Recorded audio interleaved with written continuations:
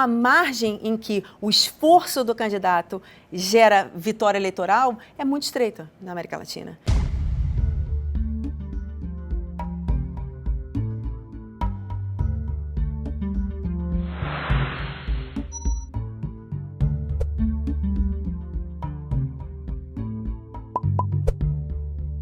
Bons governantes são populares e conseguem se reeleger com facilidade, enquanto maus governantes, além de populares, dificilmente conseguem se reeleger ou eleger seus sucessores, certo? Talvez não. Eu converso agora com a professora Daniela Campelo, que mostra em suas pesquisas mais recentes uma dificuldade dos sistemas democráticos em haver uma correta atribuição da verdadeira responsabilidade dos governantes em relação à performance de seus governos. Professora Daniela Campelo, muito obrigado por vir até aqui conversar conosco.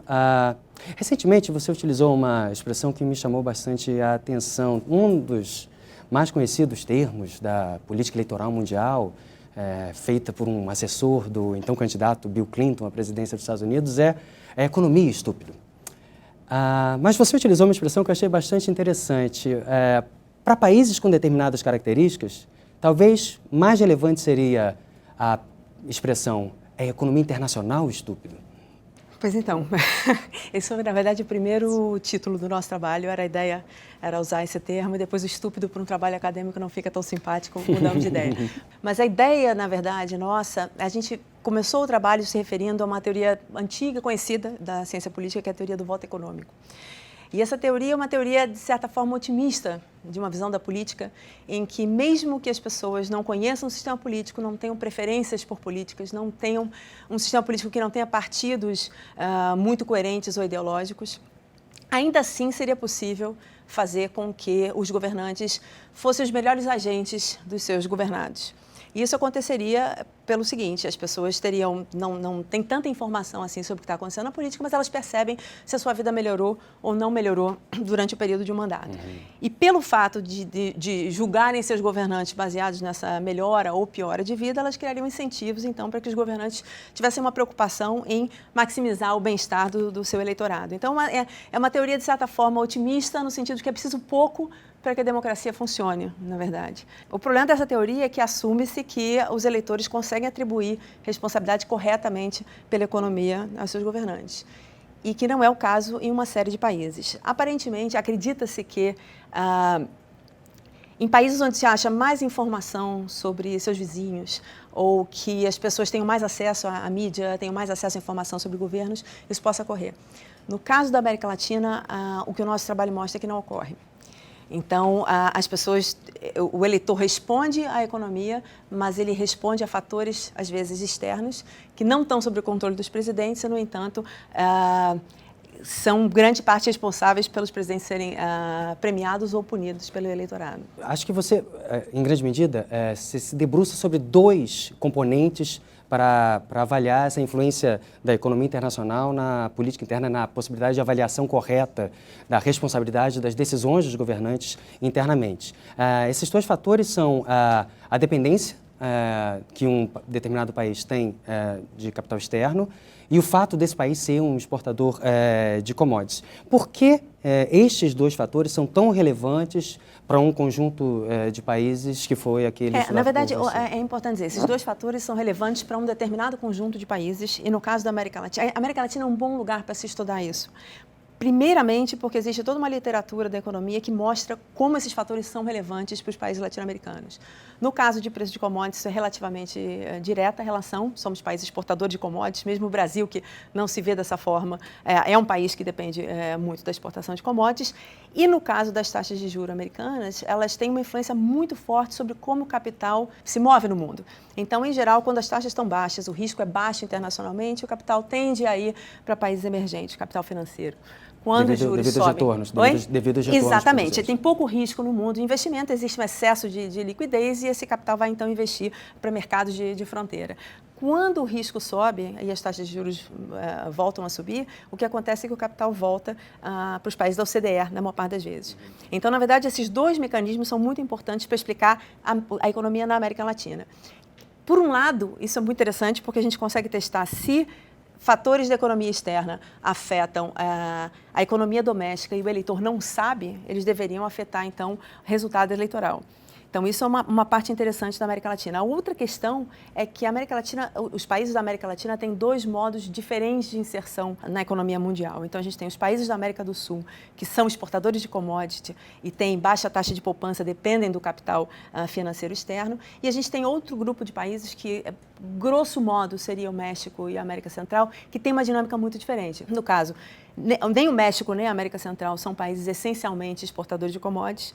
E a relação com o capital externo, no caso da América Central, muito pouco capital privado vem para esses países. Então, a maior parte do investimento vem de outros países ou grupos de países, Banco Mundial. Então, ele não responde às taxas de juros internacionais como o capital privado. E no caso do México, o ciclo é muito próximo dos Estados Unidos. Então, quando os juros estão subindo nos Estados Unidos, é porque a economia está aquecida e isso é bom para o México. Então, são duas formas de inserção diferentes. Então, nesse sentido, a América Latina é interessantíssima para estudar esse tema, porque a gente consegue identificar se esses dois fatores importam tanto para um grupo de países, mas não para o outro, e o eleitor não consegue descontar, a ideia é que eles vão ter um impacto político nesse grupo de países, mas não no outro. É exatamente o que a gente encontra. Seria a ideia de que, já que existem culturas políticas assemelhadas entre os países da América Latina, as instituições mas uma são parte muito deles, parecidas. especificamente a América do Sul, e os demais, acho que a exceção é o Paraguai, né, em relação à América do Sul, mas o Paraguai e os demais têm uma cultura política parecida, mas não têm esses mesmos constrangimentos relacionados à economia internacional. Isso torna uma forma de observação bastante interessante, né? Que você pode compará-los. Exatamente. Então, naturalmente, se presta muito a esse tipo de pesquisa. Então, a nossa comparação, inicialmente, a gente começou com esse aspecto teórico, de que um grupo deveria depender e o outro não, mas é claro que enquanto o trabalho vai progredindo e a gente vai apresentando e vai recebendo, foi preciso mostrar mais do que isso. Então, o que a gente criou foi esse índice, um índice que a gente chama de Good Economic Times Index, é um índice de bons tempos econômicos, que ele, na verdade, ele é um resumo das flutuações de taxa de juros americano e de preço de commodities. E a gente usou esse índice, que resume esses dois fatores, para prever resultados eleitorais da região. E o curioso é que, quando você olha como esse Good Economic Times Index consegue prever crescimento do PIB, emprego, inflação, ele claramente divide os dois grupos. Então, tem uma correlação muito forte entre esse índice e esses fatores nos países da América do Sul, mas não tem nos países da América Central. Então, isso ainda reforçou o nosso ponto de que, de fato, são duas inserções muito diferentes no mundo. Por isso, uma tem uma dependência de determinados indicadores e a outra não. O que é importante dizer, não quer dizer que a América Central e México não tenham outros fatores internacionais que afetam a economia e também o voto. Mas o interessante da América Latina é que a gente conhece esses fatores e consegue trabalhar em cima desses fatores para prever o desempenho, para mostrar o quanto eles afetam o desempenho político. Então, você criou um modelo, o GET, o Good Economic Times, Bons Tempos Econômicos, aplica no seu estudo dentro da América Latina, nesses dois grupos de países, mas, tecnicamente, talvez você possa aplicar esse mesmo tipo de modelo para outras regiões do planeta. Exato. E, na verdade, quando eu ainda estava trabalhando fora do Brasil, eu tinha colegas de outras regiões que tinham, por exemplo, a África seria uma região muito interessante para olhar commodities, não necessariamente taxa de juros americano. Eu tinha um colega em Princeton que gostaria de trabalhar com Índia e ele estava procurando quais seriam os indicadores que seriam interessantes para a Índia. Então, do nosso ponto de vista, não é que a América Latina seja mais exposta ou menos do que outras regiões, principalmente emergentes, com relação a esses fatores. Mas a gente conhece os fatores e consegue testar. Um ponto que eu acho muito importante, que na verdade agora é o moto da minha pesquisa atual, é que o problema da volatilidade, no nosso caso, a questão particular da dependência de commodities, essa volatilidade que a gente experimenta, uma maneira de falar isso teoricamente seria dizer que essa volatilidade que a gente experimenta faz com que o sinal de competência dos governos seja muito fraco. Então, como nós passamos por períodos de boom, como passamos desde 2004, e depois um período de crise, como estamos passando desde 2011, é muito difícil, como esses movimentos são muito fortes em relação à variação da competência dos governos, é muito difícil para o eleitor identificar o que é um governo competente e o que não é. E isso é diferente em economias mais estáveis, por exemplo, economias europeias, é onde mais se faz esse tipo de pesquisa, o eleitor consegue identificar esse sinal de competência. Nas nossas economias não necessariamente consegue. Imagino que na África fosse alguma coisa parecida. Então, essa dependência do recurso natural e a volatilidade econômica que isso gera tem não só um impacto econômico, que os economistas já, enfim, mostraram muitas vezes, mas tem um impacto político muito importante, que é a incapacidade de identificar o governo competente e o governo incompetente. No seu estudo, professora, você compara uma vasta gama de eleições presidenciais, na América Latina, são repúblicas presidencialistas, democráticas, são eleições presidenciais que ocorrem, e você faz uma relação entre o momento em que ocorre aquelas eleições e os índices GET daqueles momentos. E você conseguiu encontrar uma relação bastante significativa no grupo que atende às suas premissas, ou seja, dependente de capital externo e também dependente da exportação de suas commodities, entre o sucesso eleitoral dos presidentes, ou que tentam se reeleger ou tentam eleger seus sucessores, mas essa correlação não existiu em relação ao outro grupo de países latino-americanos. Exatamente. Essa, na verdade, de novo, é a graça do design natural da América Latina. A gente consegue fazer essa comparação e fazer uma previsão de como esses fatores deveriam afetar a política em determinado grupo e não em outro. Se a gente mostrasse que afetam em um grupo, é um resultado interessante, mas nunca se sabe, na verdade, se isso não é um efeito que pode ser atribuído a outras causas em outros países. Mas quando a gente mostra que a previsão é clara para um grupo e ela não deveria acontecer para o outro, e é o que acontece, é muito interessante. Então, o que a gente fez foi, nós codificamos todas as eleições acontecidas no período democrático, basicamente a partir dos anos 80, e tentamos identificar quem seria o candidato do presidente ou da presidente. Na verdade, isso na América Latina é curioso e dá bastante trabalho, não foi meu coautor que fez essa codificação para os períodos mais recentes, porque os partidos são muito fluidos, então é muito difícil identificar quem são os candidatos em alguns países. Enfim, codificamos tudo isso e o que nós fizemos foi tentar prever a probabilidade de sucesso de um determinado presidente, dado o nosso índice de bons tempos econômicos. Usamos alguns outros controles, porque outros acadêmicos pediram, a gente controlou por partidos de esquerda e direita, ideologia, percepção de risco dos países. Há controvérsia se seria necessário, mas controlamos. Mas o fato é que o resultado é bastante claro. Então, a chance de reeleição ou eleição de seu sucessor num período em que o índice está muito alto é significativamente mais alta do que num período ruim. Então, a gente fala, os nossos resultados... bons tempos econômicos na economia internacional... Bons tempos econômicos da economia internacional. Então, a história é o seguinte, de um cenário negativo, em que taxas de juros estão altas e as commodities estão baixas, para um cenário positivo, em que as commodities estão altas e as taxas de juros estão baixas, uma variação, que a gente chama, um desvio padrão em relação à média desse nosso indicador, vai gerar uma probabilidade de eleição de quase 50% mais alta. É bastante forte o efeito. Então, a gente faz algumas comparações no trabalho sobre o que teria sido um determinado presidente que foi eleito em 94, como é que ele teria sido passado por essa eleição em 2007. Então, existe uma diferença muito forte de impacto. A questão só é que a eleição, de novo, nós estamos num sistema presidencialista em que a figura do presidente conta muito. Se você pensar, por exemplo, o Chile, Michelle Bachelet tinha uma aprovação altíssima e não conseguiu fazer o seu sucessor. Então, o segundo passo desse trabalho, na verdade, a gente agora está dando esse passo para toda a América Latina, é olhar a popularidade, que é uma medida muito clara de sucesso presidencial. Eu posso ser uma presidente extremamente bem-sucedida e não conseguir fazer um sucessor por razões outras. Mas me soa, professora, que e concordo, e é muito interessante essa correlação entre esses dois fatores. Mas sim, concordo também que existem determinados aspectos muito particulares de eleições presidenciais. Recentemente, nas últimas eleições brasileiras, um dos principais candidatos morreu num acidente aéreo. No caso da tentativa de sucessão não existe reeleição no Chile, né? A tentativa de reeleição na Bachelet, dentro da concertação, não foi um candidato tão socialista, mas foi um candidato à democracia cristã, naquele caso. Um candidato antigo, não mostrava o novo, enfim, havia um cansaço de e existem os adversários também. Quem são os adversários naquela eleição? Exatamente. Então, tudo isso conta, embora tudo isso conte, os resultados são bastante concretos em relação à eleição. Mas eu acho que se a ideia é realmente medir o sucesso de um determinado presidente ou presidenta, a popularidade é um resultado mais interessante. Então, o segundo passo que nós demos nesse trabalho foi olhar, de novo, como a gente comparou a América do Sul, um tipo de inserção, América Central e México, outro. A gente fez o trabalho de popularidade com o Brasil, que é dentro do nosso sample, né, da nossa amostra, e México.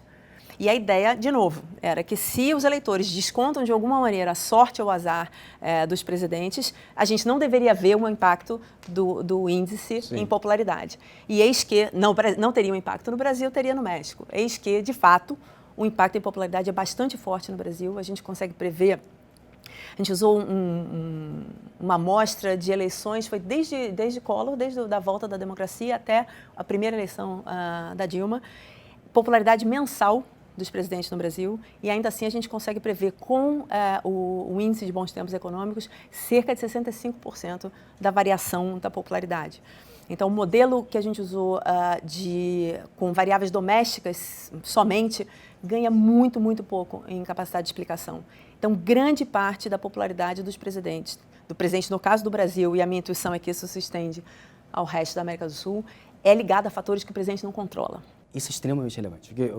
A conclusão a qual vocês chegaram é que, para reeleições, ou mais especificamente para aquela popularidade que é mensurável mensalmente, caso do presidente, como estas, vocês encontraram, vocês, seus colegas, mas você especificamente no seu trabalho, estão ligados a esses fatores externos, nós, enquanto eleitores, normalmente concedemos uma popularidade ou uma impopularidade a presidentes quando, em alguns aspectos, eles nada têm a fazer em relação Exato. Então, em grande, a nossa conclusão, que é uma conclusão forte, em certo sentido, é de que os eleitores, em grande parte, premiam e punem presidentes da América Latina baseados em sorte e não em mérito. E quando eu digo sorte, é boa sorte e, obviamente, má sorte no caso de presidentes que, enfim, estão no governo em época de crise.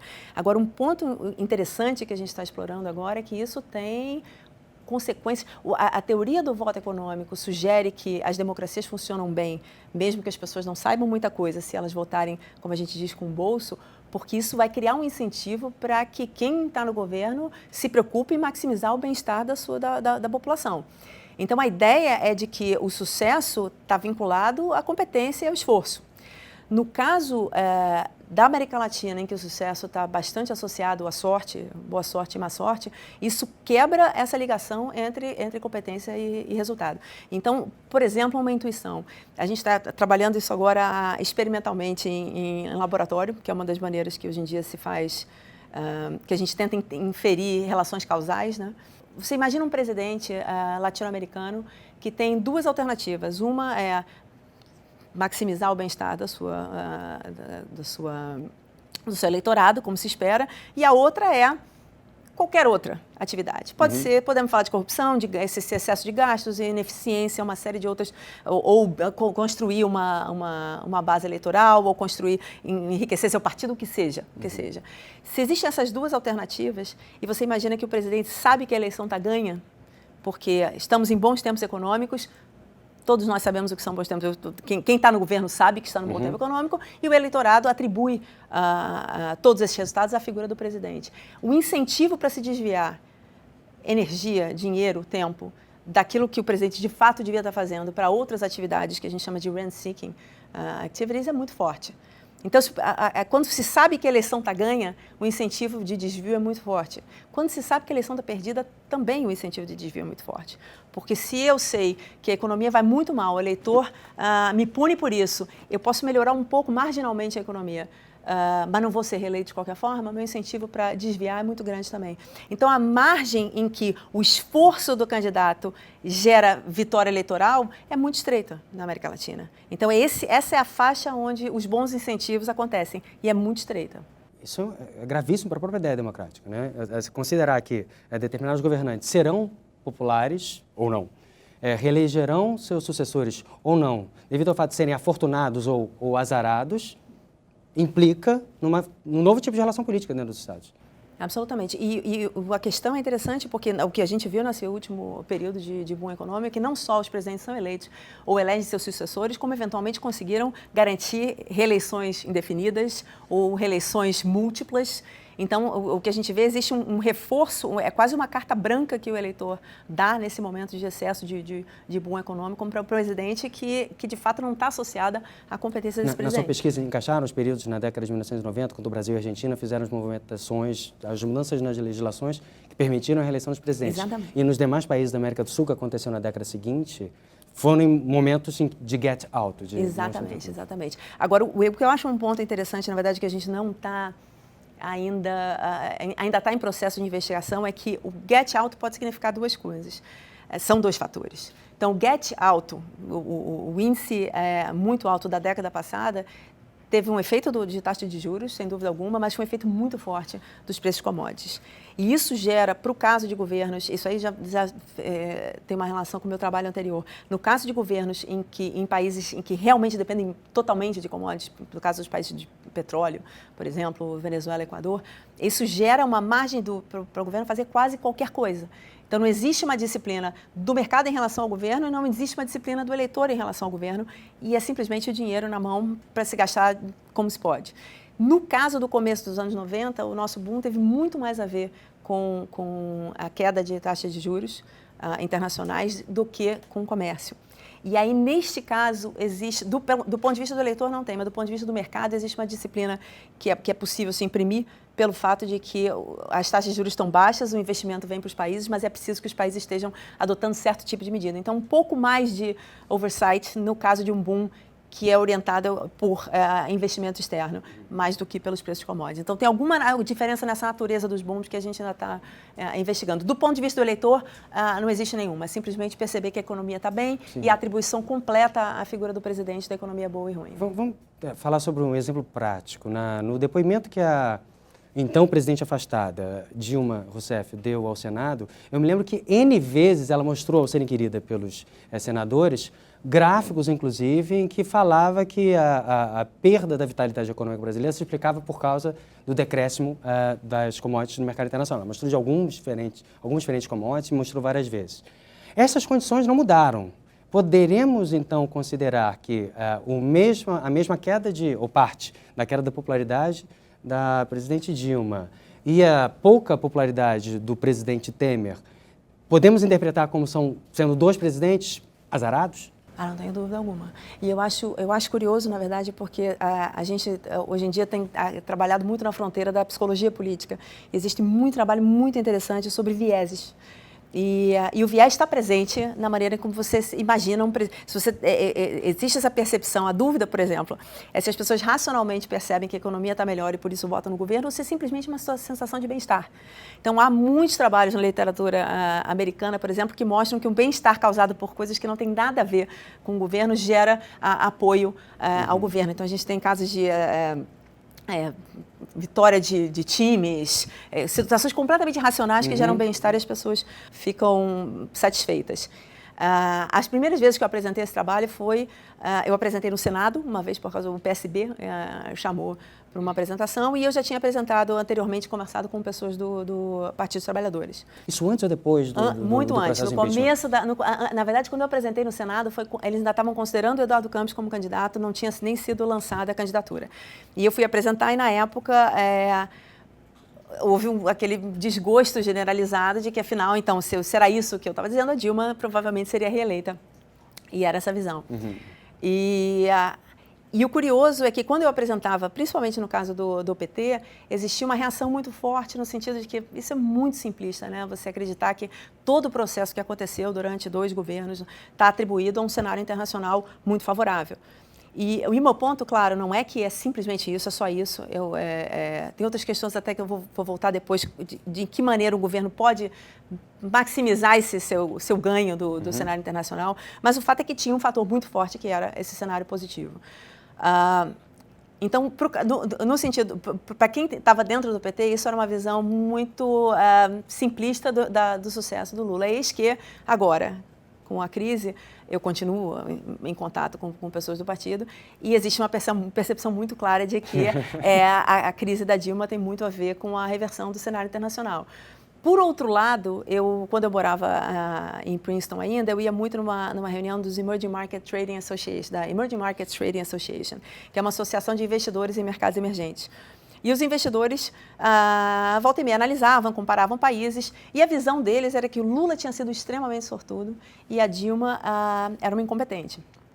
E a visão dentro do PT é que o Lula foi uma liderança única que conseguiu gerar crescimento com redução de desigualdade e a Dilma é azarada. E, em geral, o que eu gosto de dizer é que a verdade está no meio. O Lula teve muita sorte, a Dilma teve muito azar, Temer, eu não sei se eu posso dizer azar porque ele não foi eleito, ele se colocou naquela posição. A conclusão é que eu acho que existe um viés nessa análise e que quando você olha a visão favorável em relação ao governo do Partido dos Trabalhadores, a visão é de que o Lula é muito bem sucedido e Dilma É possível afirmar também, professor, o mesmo, fazendo a comparação entre dois governantes que foram populares e se reelegeram, Fernando Henrique Cardoso na década de 1990 e Lula, ambos foram, se acabamos de mencionar a forte possibilidade de a baixa popularidade de Dilma e Temer se deverem a fatores exógenos às suas ações aqui, Lula e Fernando Henrique Cardoso, em duas décadas distintas, talvez tenham sido afortunados? Foram afortunados, ambos. O Fernando Henrique, na verdade, não no segundo mandato. O segundo mandato foi um mandato de declínio do índice. No primeiro mandato, o Fernando Henrique surfou essa onda que é diferente da onda das commodities, mas foi a onda do capital externo entrando na América Latina. A dívida externa tinha, de certa forma, a crise da dívida tinha sido solucionada anos antes com os Brady Bonds. A América Latina estava voltando ao mercado financeiro internacional e existia, com a baixa de juros americana, existia um interesse muito grande em investir na América Latina. Então, nesse sentido, ele surfou essa onda diferente da do Lula, mas surfou. Um ponto importante, na verdade, que eu queria voltar com relação a como é que os presidentes podem, de alguma maneira, ganhar sobre isso. Uma coisa que a gente encontra é que, em tempos ruins, dificilmente um presidente consegue se diferenciar e ir muito melhor do que nós esperamos dentro do modelo. Nos tempos bons, nós temos duas situações, no caso do Brasil, em que a popularidade dos presidentes foi muito mais alta do que o modelo previa. Primeiro governo do Fernando Henrique e o segundo é o segundo governo do Lula. Então, foram dois momentos em que houve um grande ganho em termos de redistribuição de renda, com a estabilização econômica e com as políticas ativas de redistribuição do Lula. Então, nesse sentido, em tempos bons, o que se pode dizer é que os presidentes podem ir ainda melhor quando eles, de alguma maneira, fazem com que esse período bom da economia chegue no eleitorado. E isso acontece via redistribuição de renda. Aconteceu com o Fernando Henrique no primeiro governo e aconteceu com o Lula. O meu ponto, na verdade, para o futuro, só aí quando a gente estava discutindo a eleição, qual seria o cenário da Dilma, naturalmente seria olhar o que o mercado estava esperando para essas duas variáveis que nos interessavam tanto. Então, a gente tinha um cenário negativo, porque nada parecia positivo naquela época, e um cenário muito negativo. Então, quando a gente pensa daqui para frente, o caso do Temer ou nos próximos, digamos, 2 anos, não há expectativa de subida de preços commodities e há expectativa de subida de taxa de juros americano. Então, não será um cenário dos mais favoráveis. E a minha preocupação é que tem uma série de medidas que estão sendo adotadas hoje, cujo foco é um aumento da confiança do mercado, que naturalmente é importante, sem confiança do mercado não se vai muito longe, mas essa confiança do mercado, em grande parte, é determinada por fatores externos. Inclusive, por exemplo, quando você olha para os spreads de dívida soberana da América Latina, todos caíram tremendamente nesses últimos anos por conta dos nossos bons tempos econômicos. Então, o mercado, de certa forma, também responde a esses indicadores. Então, não é impossível que a gente adote certas reformas que não têm outra vantagem neste momento de muita tensão política do que gerar confiança no mercado e ainda assim isso não atraia investimento. Então são tempos difíceis. Eu tenho alguma dificuldade de ver uma retomada da economia como se prometia com a virada do governo Temer logo de início. Professora, e como tentar, pelo menos, atenuar essa forma enviesada com a qual o eleitorado, nós, costumamos avaliar os presidentes? Como criar um tipo de cultura política para a população que ela consiga isolar o que são os fatores externos, dentro do possível, e a real atribuição de responsabilidade daqueles governantes que estão no poder? Pois é, na verdade, quando nós começamos a pesquisa, a nossa preocupação era olhar, a gente estava olhando para o benchmark que seria a Europa. Aparentemente, na Europa, o eleitor consegue fazer essa distinção. E uma das razões, ou as conjecturas que se faz, é que há muito mais informação, os países são muito mais próximos econômica e politicamente, existe um banco central comum para muitos deles, uma moeda comum. Então, tudo isso gera uma capacidade de comparação, ou de benchmark, como a gente chama na literatura, muito grande. Então, o exemplo que eu dou, o eleitor do grego sabe que foi pior do que todos, o italiano sabe que está melhor do que o grego, pior do que o alemão sabe que foi... Então, essa comparação com outros países ao longo do tempo seria a única possibilidade do eleitor ter uma intuição sobre o que é a competência dos seus governos. E também tem uma série de elementos da economia intra-europeia que não estão mais dentro da gama de responsabilidade dos políticos, propriamente ditas, né? Por exemplo, nos países da zona do euro, a questão... Pois é, essa é uma questão adicional que torna a coisa mais complicada na Europa. Mas, em princípio, o que os acadêmicos europeus encontram é que o eleitor consegue, de alguma maneira, descontar esses movimentos internacionais e identificar a competência dos seus governos. A discussão hoje na literatura é se o eleitor faz tem esse cálculo, desenvolve essa intuição por conta de informação, mobilidade das pessoas e tudo mais, ou se a mídia é, de fato, quem provê esse tipo de informação. Então, um trabalho recente que foi publicado mostra que a mídia responde a esse desempenho relativo. Então, se eu sou um país que está indo melhor do que os outros, a mídia tenderia a ser mais otimista. Se eu estou indo pior do que os outros, a mídia é mais pessimista. E o eleitor captura essa informação da mídia. Isso é uma discussão plausível e a gente, na verdade, fez um trabalho que ainda não está publicado, que foi um experimento numa pesquisa nacional no Brasil. Depois nós fizemos 2 experimentos, um no Equador e no Brasil, tentando dar informação sobre desempenho relativo para os eleitores para ver se isso afeta a avaliação dos governos. Então, no caso da pesquisa nacional do Brasil, a gente mencionou, você sabe que o Brasil... para um determinado grupo, você sabe que o Brasil tem um desemprego muito mais baixo do que México, Chile e Argentina, se não me engano. Para outro grupo randomizado, então, em tese, um grupo mais ou menos parecido, a gente dá a informação de que o Brasil foi pior, cresceu menos do que seus pares. E para um terceiro grupo, informação nenhuma. E o interessante é que a gente percebe que as pessoas que têm um nível de sofisticação político mais alto, a gente faz uns testes de sofisticação, essas pessoas respondem a esse tratamento, como a gente chama. Então, as pessoas para quem a gente disse que o Brasil foi melhor, tenderam a avaliar o governo mais favoravelmente. As pessoas que tiveram informação de que o Brasil foi pior, avaliaram o governo mais desfavoravelmente em relação ao grupo de controle. E aí a gente fez esse mesmo experimento, só que falando sobre o boom das commodities e o boom do petróleo no Equador e no Brasil. No Equador, a gente achou resultados muito parecidos. No caso do Equador, muito interessante, porque os eleitores que acreditavam que o governo controla o preço do petróleo, isso foi a nossa medida de sofisticação. Quer dizer, se eu sou um eleitor mais sofisticado, eu sei que o meu presidente, Rafael Correa, não controla o preço de petróleo. Se eu sou menos sofisticado, eu acredito que possa controlar. Aqueles que acreditavam que o Rafael Correa controlava o preço do petróleo, se eu desse a informação que o preço do petróleo subiu, eles acreditavam que o governo era mais competente, eles não descontavam a sorte. Já aqueles que sabem que o governo não controla o petróleo, e eu digo, o petróleo subiu barbaramente, a mensagem que eu estou passando é o governo foi extremamente sortudo. Então, ele desconta essa informação e considera o governo menos competente. Muito interessante como assim, a gente conseguiu esse resultado, é um resultado pequeno, fraco, porque os vieses são os vieses. Você constrói uma imagem de competência, Sim. Não é uma informação imediata que se recebe que vai mudar, mas o fato é que a gente conseguiu um resultado bastante consistente. Essa é a outra alternativa. O ponto só é que hoje em dia tem movido da questão da informação e mais para a questão de como a gente consegue ter uma economia menos volátil. Então, isso que eu acho que a questão fiscal é uma questão importante nesse sentido.